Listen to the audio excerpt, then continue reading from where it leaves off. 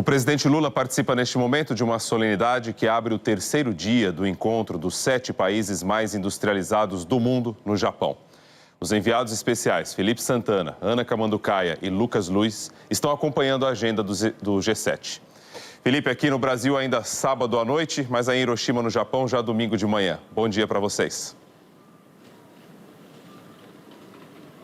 Boa noite, Bocardi, Mariana, boa noite a todos. O presidente Lula saiu agora há pouco aqui do hotel onde está hospedado e, nesse momento, está visitando o Memorial da Paz com os líderes dos países convidados e suas esposas. Esse é o lugar que foi atacado pela bomba atômica em 1945. Durante a semana, os países do G7 também estiveram lá. O Lula tem mais um dia de agenda cheia hoje. Depois do memorial, ele se encontra com o primeiro-ministro do Canadá, Justin Trudeau, e em seguida com o primeiro-ministro da Índia, Narendra Modi. Ele também participa de uma sessão conjunta entre os países do G7 e os países convidados, que se chama Rumo a um Mundo Pacífico, Estável e Próspero, em que a guerra na Ucrânia deve ser o tema central. O dia também tem encontro com o secretário-geral da ONU, o primeiro-ministro do Vietnã e o presidente da União dos Comores. Ontem, no segundo dia do G7, o presidente Lula cobrou das nações ricas o financiamento de ações climáticas e criticou a formação de blocos antagônicos e voltou a defender a reforma das Nações Unidas. No centro de imprensa do G7 ficou claro qual se tornaria a principal notícia do dia. Os jornalistas se aglomeraram para acompanhar a chegada do presidente ucraniano Volodymyr Zelensky à tarde. Ao mesmo tempo, o presidente brasileiro participava de seu primeiro painel do G7, que discutiu cooperação entre os países frente a múltiplas crises. O evento foi fechado à imprensa. O presidente afirmou que não faz sentido conclamar os países emergentes a contribuir para resolver as crises múltiplas sem que suas legítimas preocupações sejam atendidas e sem que estejam adequadamente representados nos principais órgãos de governança global. Lula voltou a um tema recorrente, a reforma do Conselho de Segurança das Nações Unidas, com novos membros permanentes. Só assim, segundo Lula, a ONU terá autoridade política e moral para lidar com os conflitos do século XXI. No fim do painel, o Brasil e outros 14 países assinaram uma carta com propostas para acabar com a fome no mundo. No segundo painel, Lula discutiu sustentabilidade. O presidente cobrou dos países ricos a promessa de fornecer 100 bilhões de dólares ao ano à ação climática. E também disse que nada adianta os países e regiões ricas avançarem na implementação de planos sofisticados de transição se o resto do mundo ficar para trás. O presidente afirmou ainda que o Brasil será implacável em seu combate aos crimes ambientais e que quer liderar o processo que permitirá salvar o planeta. A agenda do dia também teve uma série de reuniões bilaterais. A primeira foi com o primeiro-ministro japonês Fumio Kishida. Foi ele quem convidou Lula para participar do G7. Kishida afirmou que estuda isentar brasileiros de vistos de turismo de curto prazo. No início do mês, o governo brasileiro oficializou medida que volta a exigir visto de japoneses a partir de outubro.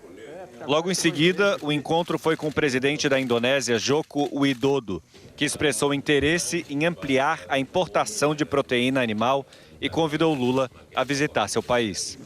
Uma das reuniões mais esperadas era com o presidente francês Emmanuel Macron.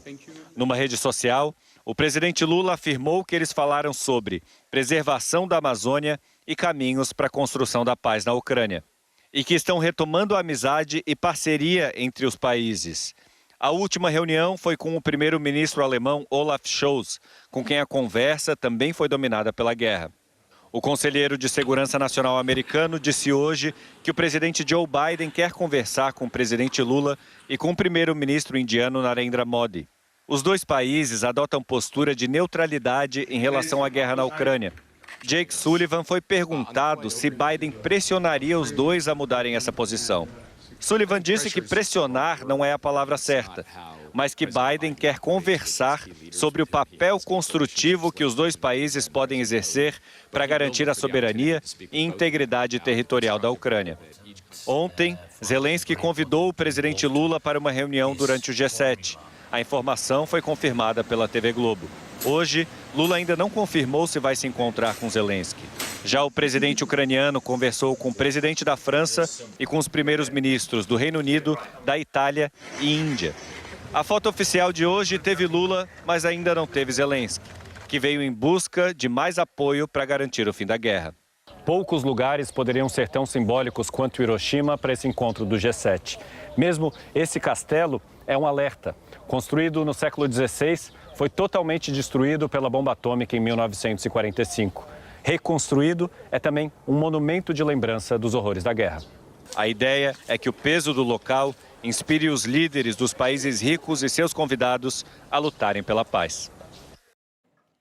A Rússia alertou os países do Ocidente que fornecer caças F-16 à Ucrânia seria um erro colossal e um risco enorme.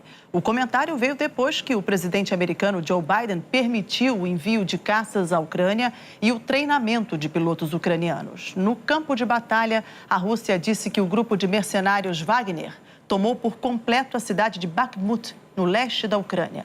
Os paramilitares exibiram bandeiras russas reivindicando a conquista. Mas o exército ucraniano nega a tomada da cidade. Diz que a situação é crítica, mas que seus soldados continuam lutando. Não é a primeira vez que o grupo Wagner anuncia a conquista de Bakhmut, que se tornou a batalha mais longa e sangrenta da guerra na Ucrânia, depois de 9 meses de combates. Na Espanha, um caça F-18 caiu durante um voo de exibição. O piloto conseguiu se ejetar antes do jato cair na base aérea de Saragoça. Ele está internado com fraturas, lesões nas pernas. A Guarda Civil espanhola afirma que o avião apresentou um problema, mas não entrou em detalhes. O F-18, de fabricação americana, é considerado um dos melhores caças do mundo e está avaliado em mais de 300 milhões de reais. Aqui no Brasil, a Agência Nacional de Aviação Civil simplificou as regras para o uso de drones na agricultura. Equipamentos de proteção bem ajustados no rosto. O piloto abastece o tanque do drone, também chamado de vante, e decola.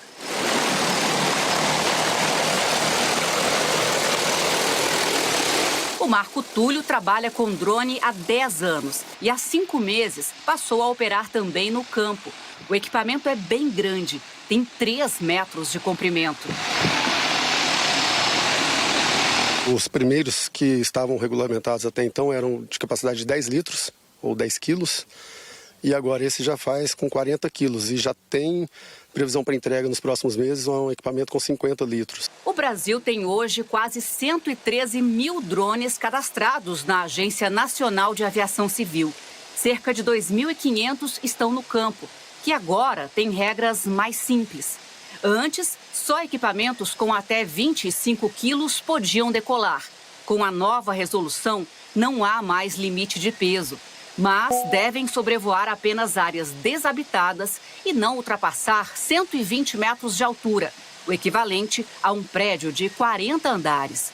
A decisão final da agência implementa um modelo de desregulamentação como forma de incentivar a inovação, ao passo em que as operações são monitoradas. O setor também ganhou uma instrução dedicada aos fabricantes, que contém recomendações de segurança no desenvolvimento de drones. O voo do drone depende de 3 fatores: a temperatura, a umidade e o vento. Por isso, o começo e o fim do dia são os melhores horários para as pulverizações. Poder levar mais produto significa aproveitar melhor o tempo.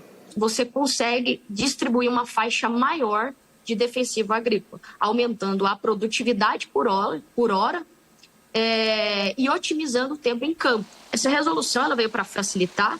Teremos aí esse mercado profissional e poderá agregar ainda mais na agricultura, pecuária e potencializar o agro brasileiro.